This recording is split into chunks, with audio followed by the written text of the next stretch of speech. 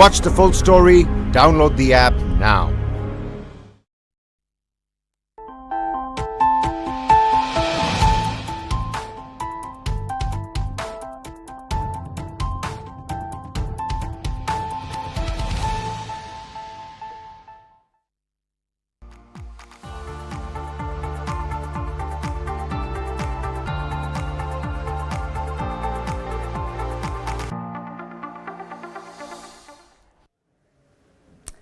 Hello and welcome. You're watching Last Tick here on News9, where we break down the day's action on Dalal Street. I'm Suyash Maheshwari, and with me in the studio is Shreya Sujatia.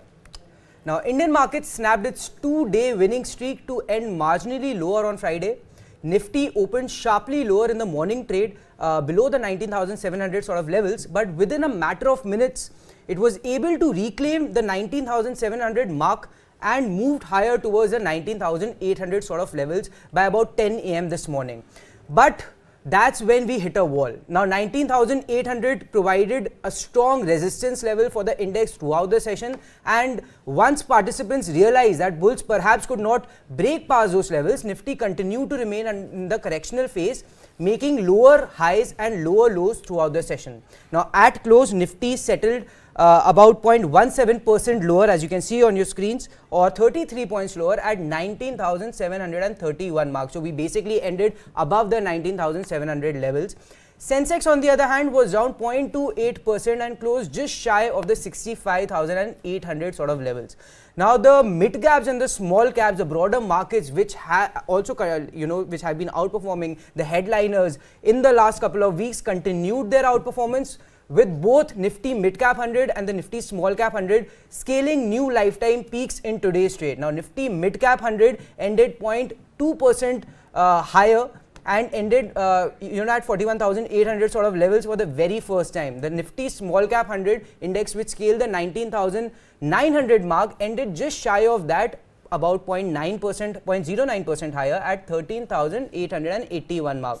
India VIX, the volatility index, was up 1.54% for the day, and ended at around 11.83 sort of levels. Now the overall breadth of the market is still favoring the bulls, as you can see on your screens. Around 1300 shares advanced in today's trade, whereas around 1150 shares declined, whereas 97 shares, this is on NSE, were unchanged in today's trade. Now 154 shares hit an upper circuit in today's trade, whereas 44 stocks hit the lower circuit in today's trade. Among the stocks that hit a 52-week high, we have 191 stocks that were at 52-week high in today's trade. On the other side, just six stocks went down to about 52-week low in today's trade. Now Shreya, even though the market overall was down for the day, but there was one particular theme that stood out: pain stocks. What's the story there? So pain stocks were in spotlight today, Suyash. They rallied as much as 3%. This was on the back of fall in the crude prices. So Indigo Paints emerged as the leader of the pack, ending the trade 4% higher, and it was among the top gainers in the Nifty 50 today. Other stocks, including Berger Paints, Asian Paints and Shalma Paints, also rallied around 2 to 5% today. And why is the fall in crude prices, auguring well for the paint stocks? So crude oil is one of the key raw materials that the paint manufacturers use. And as per the data suggests, it accounts for about 40% of their raw material cost. So this means that the cost of the manufacturing goes down as there are cuts in raw material costs, which in turn directly impacts their profit margins. The profit margins widen because of this. All right, that's how paint stocks reacted. But also let's look at some of the other sectors that were in focus today. If you can pull up the graphic over there. Now the banking and the financial space clearly was an underperformer in today's trade, and there was a reason for it. But let's also look at some of the other sectors that were in focus today. Nifty Auto gained almost 0.7%, was up almost 1% in today's trade, but we saw some bit of a correction set in the second half of today's session. FMCG pack was an outperformer. Nifty Pharma, which by the way Shreya has scaled a new lifetime high, has reclaimed that 15,700 sort of levels a level the index has struggled with in the past 3 or 4 months, or at least since August. Nifty Pharma was able to also close above that 15,700 mark. The metal pack was up as well.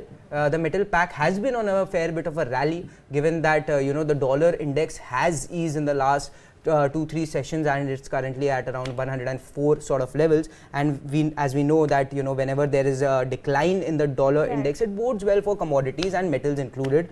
Another factor that's perhaps contributing to this rally in the metal pack was the fact that we are hearing talks of China perhaps going for that another stimulus package, a big one at that, and also the economic indicators that the China has reported in the last couple of days were positive and ahead of the street's expectations. So perhaps that's why we are seeing that bit of rally in the Nifty Realty pack. Now let's talk about the banking pack. Nifty Bank ended around 1.31% lower today. The banking and the financial space overall was a laggard in today's trade. If we can get back to the gainers and the losers graphic, you'll also see that there was a correction across the board. The private sector bank space corrected by about 1.3%, but the bigger and the biggest loser in that pack was the PSU banking index, which declined by about 2.4% in today's trade. Now, RBI, now let's also talk about why we saw such bit of a correction, because if we look back at the November returns, Nifty Bank was actually, outperforming Nifty. At least for the month, it was up about 4% before today's fall, whereas Nifty was up about 2.5% or so. Today's fall was on the back of new rules which were issued by the RBI on unsecured loans. Now, RBI on Thursday said that in banks and NBFCs, RBI on Thursday said that banks and NBFCs have to set aside more capital to back unsecured loans, which are basically your personal loans or your credit card loans, which do not require collateral. Now, in the latest move, RBI has increased the risk weight on consumer credit for banks and NBFCs to about 125% from 100%. To give some context, under the existing rules, bank need to set aside 8 rupees for every 100 rupees lent for personal loans. With the new rules also coming in, they will now need to set aside 25% higher, or about rupees 10 for every rupees 100 lent. Now, what are the broader implications? The new rules will make it more expensive for lenders across the spectrum to offer loans in these segments. That will mean that higher interest rates will also be seen by borrowers. However, it must also be noted that the new guidelines are not applicable on auto loans, housing loans, gold loans and education loans. But to discuss this and more, let's also welcome Sudeep Bandyopadhyay, Group Chairman at Indie Trade Capital. Sir, a very welcome to the show. Now, sir, with the new guidelines setting in, what do you think will be the big impact for the banks? Because, this was a high yielding segment and it was growing exponentially for the bank. What would be the impact on the earnings? Well, I think, RBI wants them to put a foot on the brake. They were warning time and again that unbridled growth of unsecured loan is probably a recipe for disaster at some stage. So they wanted to probably slow down the pace of growth of unsecured lending. And that's what pretty much they have done. They have increased, the risk weight. And obviously, overall, in the overall context, and you outlined quite a lot of them, unsecured loan will become expensive. Banks will have to do a lot of adjustment, whether it's raising further capital or increasing the rates of unsecured loan, giving only to maybe more filters so that the demand itself comes down. So these adjustments will happen, and unsecured lending book will shrink. Now, as far as overall lenders are concerned, I would say that the impact on some of the large banks will be negligible. Let's say an HDFC Bank. Right. Now, I think impact on HDFC Bank's overall context will be negligible. ICICI Bank, it will be negligible. Now, Axis Bank has probably a little larger portion, and they will have a little bit of adjustment and probably a little bit of margin challenges somewhere, at least in the initial phases. But in the medium to long term, I think large banks will be okay. As far as the NBFCs are concerned, I think a lot of the NBFCs have a significant part of the book which is secured lending. Let's take Mahindra Finance. I think pretty much 98-99% of their book is secured lending. So they should not have any impact because of these guideline changes. You mentioned gold loan has no impact. Absolutely right. Gold loan companies, vehicle finance companies will have limited impact. The impact will be on some of the banks which were doing a lot of unsecured lending, and some of the NBFCs which were working with fintechs and experimenting with large unsecured loan books. So this is the places where there will be impact, and probably for the right reasons, that unbridled unsecured loan growth is not good for the health of the sector as well. And that's what pretty much is going to happen. Now, as you can see on your screen, some of the NBFCs, as Sudeep sir mentioned, saw a big correction in today's trade. Bajaj Finance, which was down as much as 3% in today's trade, recovered a bit and ended about 2% lower. SBI Card was the biggest loser in today's trade among those stocks, down about 5% or so. Axis Bank corrected by about 3.2%. SBI in today's trade was down 3.72%, and IDFC corrected by 3.5%. Now, sir, interestingly, we on News9, noted one thing, that provisions for a lot of these banks have come down significantly. I mean, in case of SBI, 90% on a year-on-year basis.